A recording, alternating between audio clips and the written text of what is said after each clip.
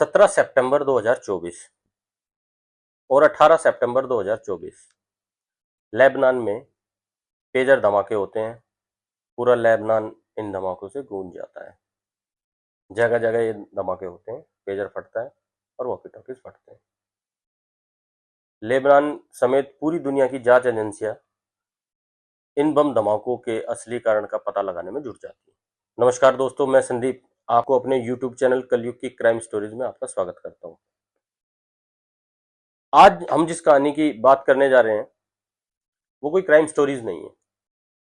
जिस तरह से इन बम धमाकों की घटना को अंजाम दिया गया, ये सिर्फ आप मूवीज में या कहानियों किताबों में ही इन चीजों को आपने पढ़ा होगा, देखा, सुना होगा, लेकिन ये रियल घटना है जिसको एक फिल्मी स्टाइल में अंजाम दिया गया।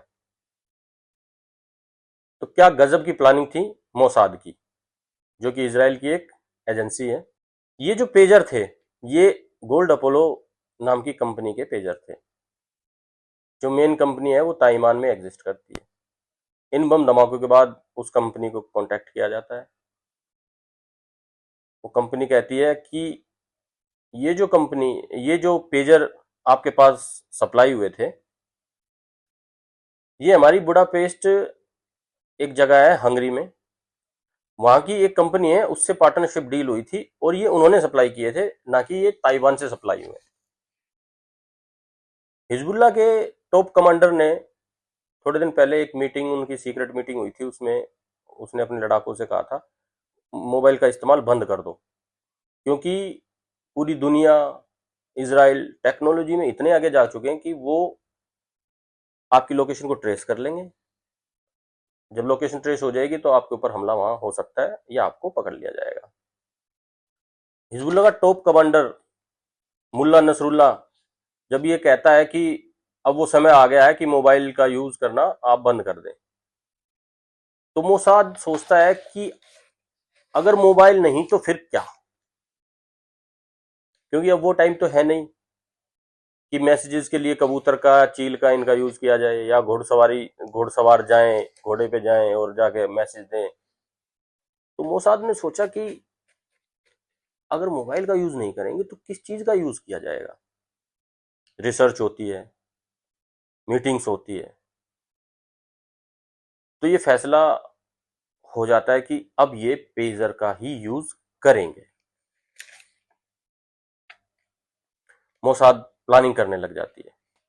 मोसाद के जो एजेंट्स हैं वो इतने टॉप लेवल के एजेंट्स हैं, जिनके बारे में ये कहा जाता है कि इनका एक एजेंट तो ऐसा था जो उस देश में जासूसी करते करते वहां का डिफेंस मिनिस्टर तक बनने की कगार पे पहुंच गया था।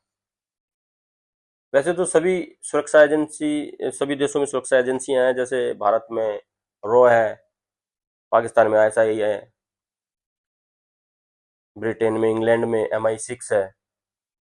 ऐसे ही इजराइल की जो खुफिया एजेंसी है उसका नाम मोसाद है। तो अब प्लानिंग शुरू हो जाती है, रिसर्च किया जाता है, पता चलता है कि सीक्रेसी मेंटेन करने के लिए बड़े बड़े लोग आज भी पेजर का यूज करते हैं। अब वो पता करते हैं कि पेजर की सबसे बड़ी कंपनी कौन सी है जो पेजर बनाती है, तो पता चलता है ताइवान की एक कंपनी है गोल्ड अपोलो करके, वो पेजर बनाती है। उससे 2 साल पहले यानी 2022 में, तब भी हिजबुल्ला के टॉप कमांडर्स ने अपने लड़ाकों को लड़ाई पे जाने के टाइम मोबाइल ले जाने के लिए मना कर दिया था।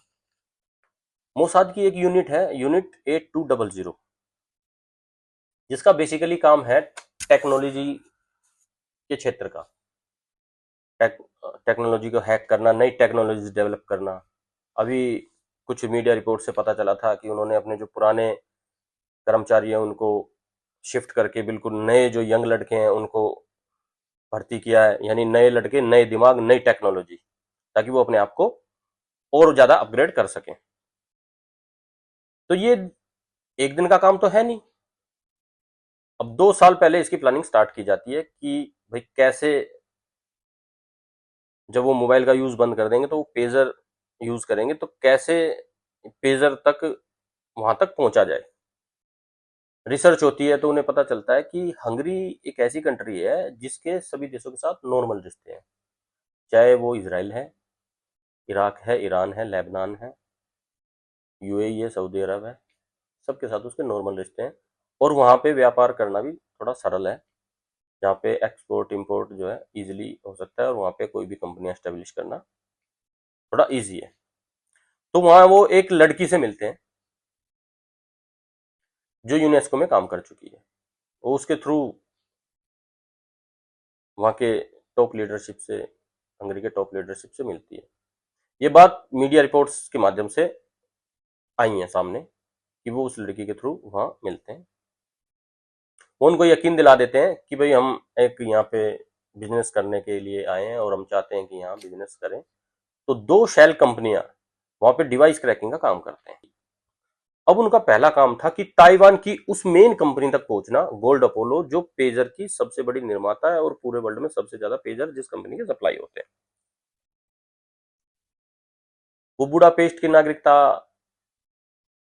हासिल करके या नागरिक बन के, जैसी भी जो उनकी प्लानिंग थी, वो ताइवान की कंपनी से डील करते हैं और उनको ऑफर करते हैं कि हम आपका ब्रांड यूज करेंगे, आपके पार्ट्स यूज करेंगे, लेकिन असेंबल हम करेंगे और मार्केट में जो बेचेंगे वो आपके नाम से ही बेचेंगे, और जो प्रॉफिट होगा तो उसका आपको शेयर दिया जाएगा।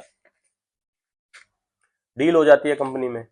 अब धीरे धीरे वो मार्केट में अपने पेजेस सप्लाई करना स्टार्ट करते हैं, किसी किसी देश में उनका।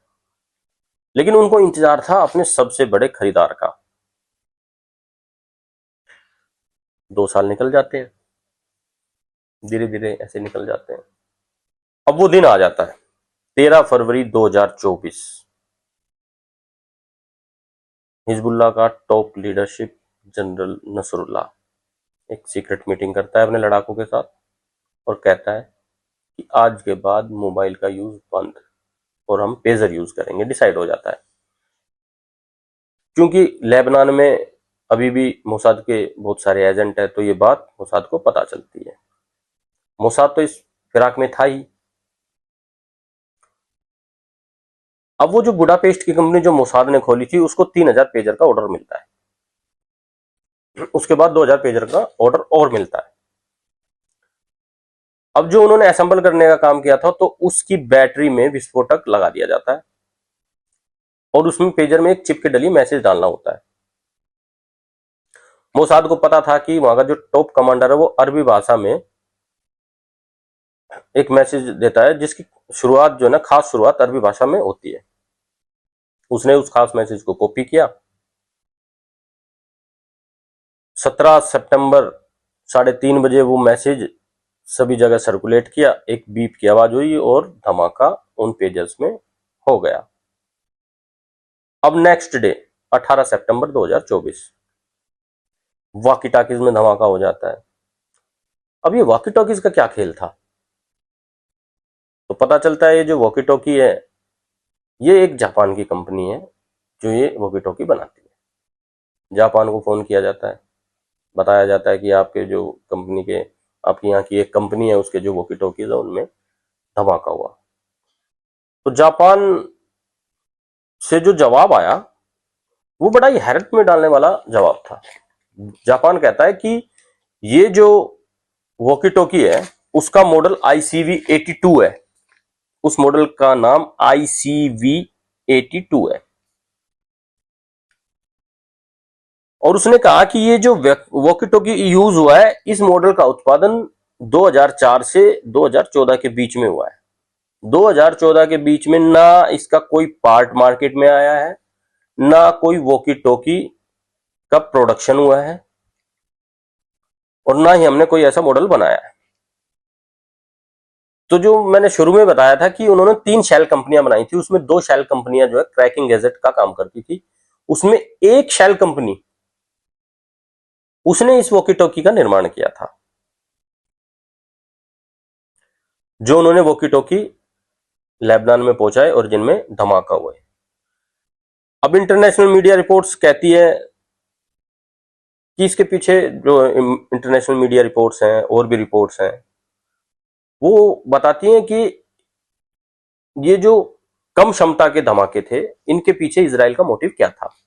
तो दो मोटिव इसमें निकल के आए।